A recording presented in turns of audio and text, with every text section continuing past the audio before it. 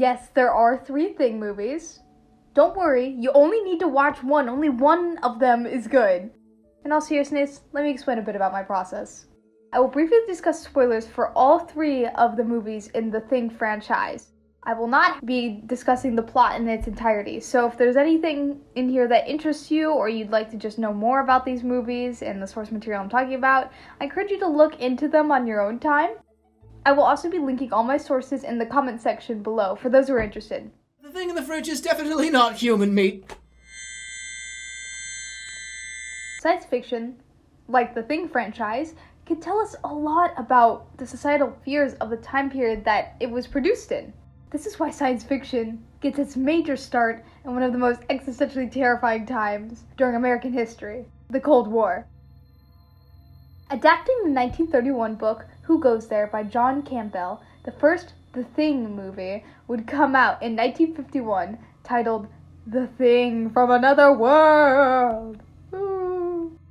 In this movie, a group of Air Force men, a journalist, a bunch of egghead scientists, and their secretary, Nikki, who has a fondness for Captain Hendry, all go out to investigate an alien crash site.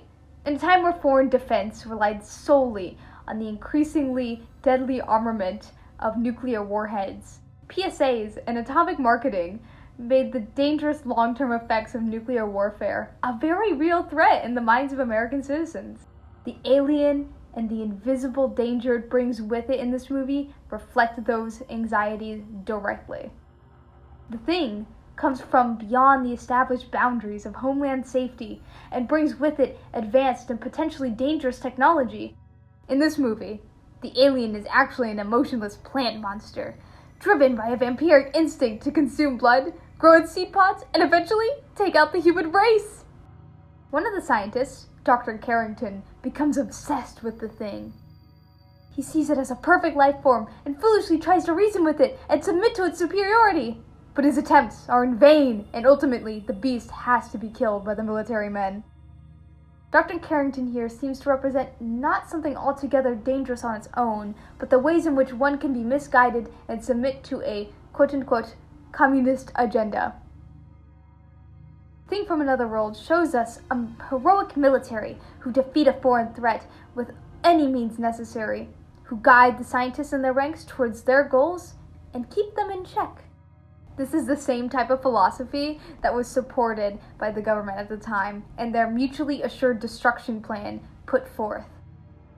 Now it's time for my favorite film in this series. Oh, you wanna fight? You wanna fight? Don't fuck come at me. Don't. Oh. Wait. Before I get into spoilers, I implore you to go watch this movie on your own if you haven't. It's like Among Us before Among Us. It's so good. Plus, it's got the scariest visual effects in the entire series. Like, look at that. Ugh, nasty. The film opens up in an Antarctic wasteland, isolated and liminal, an uninhabited no man's land. We see a Norwegian helicopter chasing down a sled dog as it runs towards an unseen destination. When the dog and the pursuer arrive at the American research station, Macready and his crew meet them with hesitancy and alarm as the stranger fires shots in their direction. A language barrier prevents the communication of the scientist's warning, and ultimately, the Norwegian man is shot in self-defense. This dog would linger amongst the crew and begin to spread its infection. It would utilize its ability to almost perfectly replicate any form of life, human or other, to hide in plain sight. Again, it's basically Among Us. The group finds themselves fractured and turning against each other in search of the thing that lurks among them. This likens itself to a reflective look on Cold War McCarthyism in Hollywood, in which many actors and directors found themselves under scrutiny and unwilling participants of a witch hunt against anyone who might have leftist views, or be othered in the context of 50s American society. This film's messaging not only reflects these early Cold War attitudes, but also late Cold War anxieties and pressures in the 1980s. In an America shaken by the Vietnam War and the controversy in the White House with Watergate, the formerly campaigned trust in institutions was fractured and in some cases non-existent. Additionally, a growing AIDS crisis would begin to affect the United States, targeting a large percentage of homosexual men. In an interview about The Thing, John Carpenter describes how he adapted the 1950s film in a way that was relevant to modern audiences at the time. And I believe that the parallel between the thing's alien abilities to be detected and transmitted through blood are an intentional parallel to the panic felt by the American public about the HIV virus. This all-male group of idealized macho men find themselves the victim of a virus, which forces a horrific metamorphosis upon them and rips away their bodily autonomy. It is the stigmatized horror of disease and the ways in which it can destroy your authority over your own body. And it is the fear of not knowing who you can trust and if it's already too late. Whether you choose a deeper philosophical reading or just enjoy The Thing as a classic piece of cinema, there's no denying that John Carpenter's ability to curate horror films, which emphasize the instability of the human psyche, is nothing short of fantastic. Unfortunately, the next film I'm about to talk about is not such a work of art and makes me feel philosophical instability for all the wrong reasons. Done. You look like Freddy Fazbear.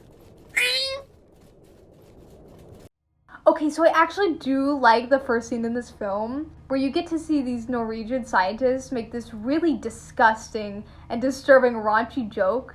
It's a good callback to the original from 1951, which opens on the Air Force men making similarly raunchy jokes as well. But I think both these films fail to actually discuss gender further in any other part of the film, beyond just, girl power, look how smart these women are. I think if the first dialogue in your film is going to be a critique about gender norms and sardonic humor, you should probably follow up on that. Speaking of that, the main character in this film is actually a woman. Kate gets recruited by this scientist guy to help excavate the thing out of the spaceship. So the thing gets out, of course, and starts running amok. But in this movie, instead of blood samples being the way that they detect the creature, Kate devises a plan to use dental fillings, or the lack thereof, to determine whether the crew is infected or not. Because in this movie, the thing cannot replicate any inorganic material. I do think the visual motif of having to be put in a vulnerable position with your mouth open in order to prove yourself as a victim is a very potent visual, but Kate is ultimately right, according to the narrative, for doing this, and there's no drawbacks considered at all whether or not this is a violation of their privacy. People who refuse to take part in this are more or less portrayed as suspects, rather than actual victims of the system of this investigation. So that really goes nowhere. The 2024 game Mouthwashing plays with similar visual motifs of violation and isolation in ways that I believe are a little more successful when it comes to the overall tonal quality of the narrative. The main character of the game, Jimmy, is tasked several times to administer pain relief to Curly, who is the victim of a really severe burn case. And so, in order to do this, he must force his hand inside Curly's mouth. I believe that this parallels the ways in which disability or other factors concerning health can make us lose our own personal authority and autonomy over our bodies. But in the 2011 version of The Thing, symbolism like this seems to get so quickly brushed aside as suspicious resistance or in favor of a more cinematic moment. At least in the John Carpenter version, they had a reason to be trapped, because the technology that was connecting them to the outside world kept failing or getting cut off by the ensuing storm. But that's barely even brought up in the remake, and Kate just seems like she's very quick to trap everybody at the base. Just because we know as the audience she's right, why should we expect everyone else to know that as well and just willingly submit to being trapped on the base and submit to her tests? What happened to bodily autonomy? She doesn't tell them anything that's going on, and there's not really an expectation for a cure. It's basically the same type of witch hunt as before, without the consequences.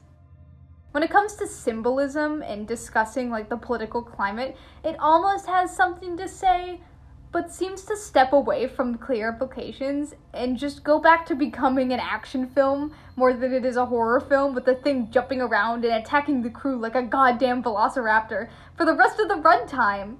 This scene even directly steals the composition from the Jurassic Park kitchen scene. At least Jurassic Park had a reason for these monsters to be running wild. It was in discussion with the ways that science is used for personal profit and how that can lead to mismanagement and disaster, but this film doesn't have anything to say. It just wants to show you a scary monster, which is fine, I guess, but the reason the other two Thing movies still hold up now is because they actually have something to say about the human condition. What am I supposed to learn here? don't trust anybody unless it's Kate because, oh, Kate's awesome. Kate's a good guy, obviously. What? What the other two films do so well is use the medium of sci-fi horror to discuss political anxieties and general distrust. This film almost gets there with the ways in which it's starting to address gender dynamics and the ways in which people can become victims of violence and perpetrators. But also that message isn't present enough for me to give any credence to it. So we have final confrontation where Kate realizes she's the only one left. She kills her friend because he's the thing. And then you have the dog run off and it begins where the 1982 film began.